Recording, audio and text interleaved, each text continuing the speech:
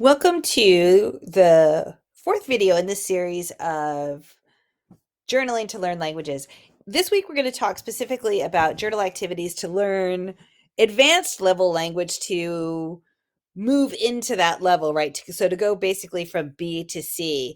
I'm going to share with you a few really specific activities that I've done that have really helped me to go move up levels. It can be a really hard slog when you want to leave the B level and into advanced or the C level.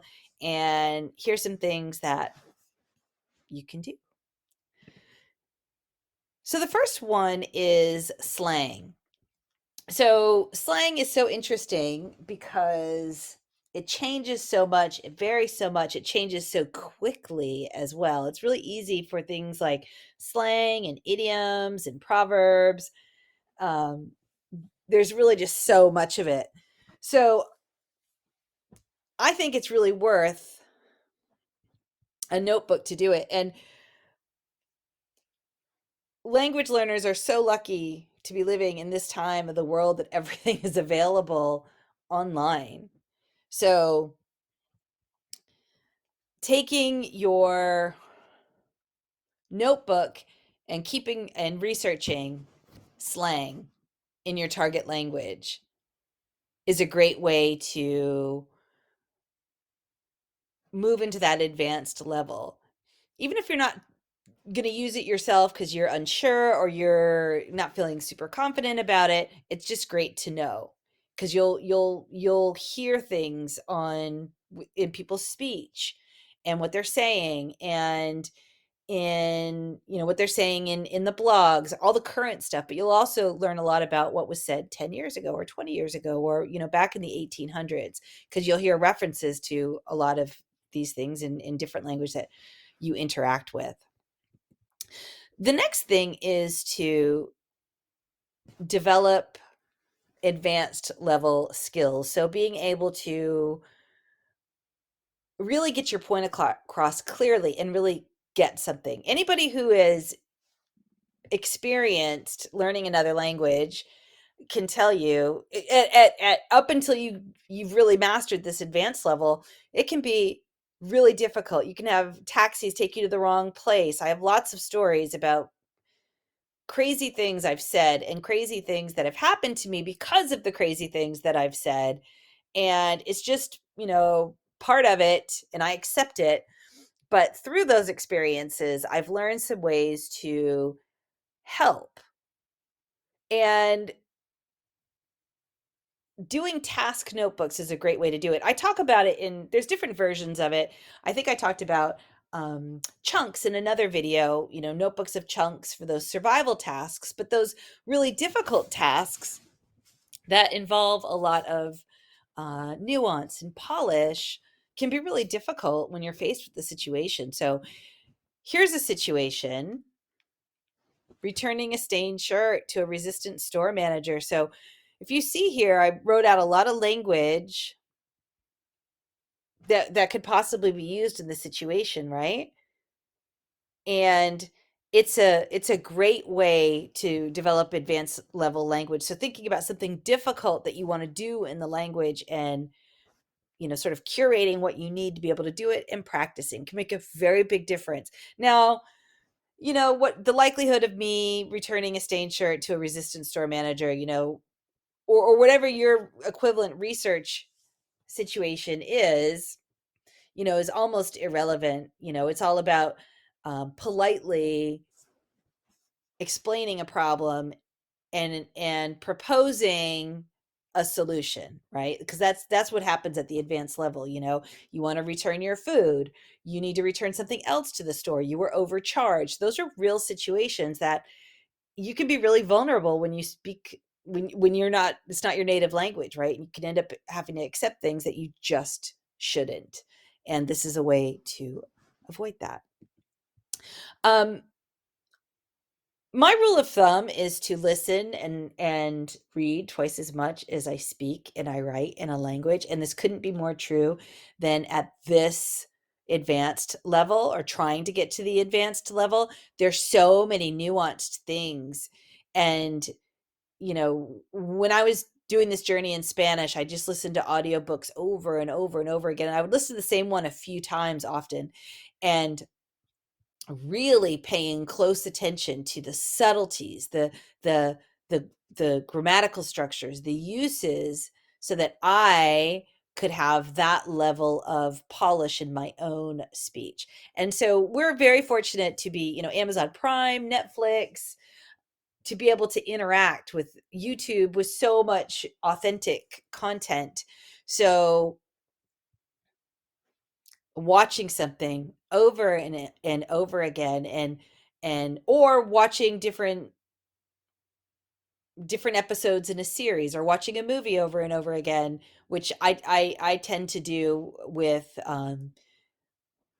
some series where I'm learning and I find it really interesting, and I get something out of watching it a second time and digging deep into the language. Writing a summary for each episode, writing down 10 words and phrases that you learned while they're kind of fresh in your head, right? Really using the notebook to journal what happened. Also, really importantly, we often think of the past tense. Somebody said something one time about something that I wrote, and they said that they thought it was ridiculous that I said that the past was an advanced level task. Of course, you start learning the past tense. It's not really that difficult, different past tense verbs early on in a lot of language teaching journey or language learning journeys. If you've got the past tense, of course, some languages don't. You'll learn how to express, like Mandarin, the time period plus what it is you're going to say. But to really be able to narrate effectively in the past is an advanced level task. That's a C level task. And really being able to retell what happened in a given movie, book, episode is really important, to be able to have the sophistication to be able to tell in detail, yet concisely, what something was about. So it's a really great exercise, right? Journaling about what happened in different movies, or writing movie reviews as well. That could be another way to look at it as a language learner. The next activity I want to talk about are letters. So I think getting practice writing letters is really important. And again, you can do this at all levels, but a couple of ideas to do this to develop advanced level language are: the first one, if you're unaware of the College Board, they run, all kinds of, SAT, PSAT, etc., whether you're a student or not. But they administer some advanced placement language courses. And I'm not sure how many languages they have. I think they have sort of the big ones that are taught in schools in the United States. And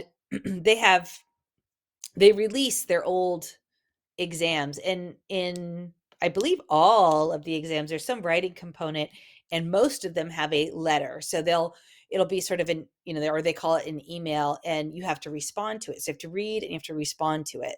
So it's meant to be sort of pre-advanced level, but a great way to develop your skills. So you'll get reading, you'll get input, and then you respond to the letter. So that's one way. I think they have Spanish, French, Italian, Mandarin. They have German. They may have Japanese. I'm not quite sure, but fantastic way to interact with language. Another way to do this that might be a little bit more fun, particularly if you are woo-woo, is writing letters. So there are lots of people out there who look on YouTube, online. They love the woo-woo. They love spiritual stuff. I'm a little. I definitely have some interest, and I love all the interesting things people talk about online. But regardless of where you stand, this is a fun activity to do. So in one spiritual practice, they do something called scripting, and basically they're essentially letters written to maybe the universe. And someone else, I think, writes letters to she writes letters to herself, about to her future self. So I'm so proud of you because of da da da da da da. And then the universe ones might be, thank you for, and then they write paragraphs of specific things that they want to achieve. Thank you so much for my new feeling of confidence, or for my whatever it is, right? Filling in the blank, and getting into a fair bit of detail. And then they put the letter away, and then they pull the letter out and kind of check in on their progress. In fact, I think there's even an app that sends that you can write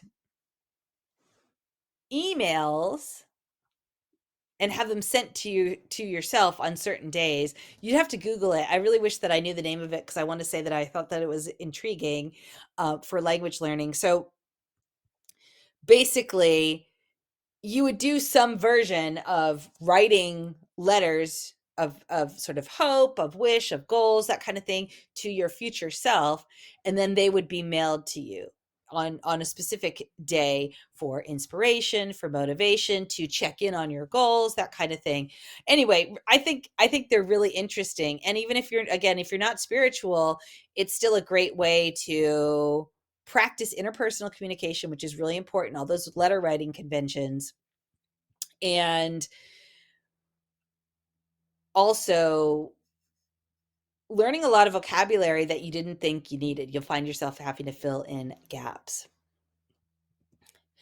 So the last activity I want to talk about today is, similar to the sort of movie review, movie critique, movie summaries, however you want to look at it. I talked about, getting content on places like Netflix or YouTube or wherever, but book reviews. So essentially doing the same thing, right? Using your journal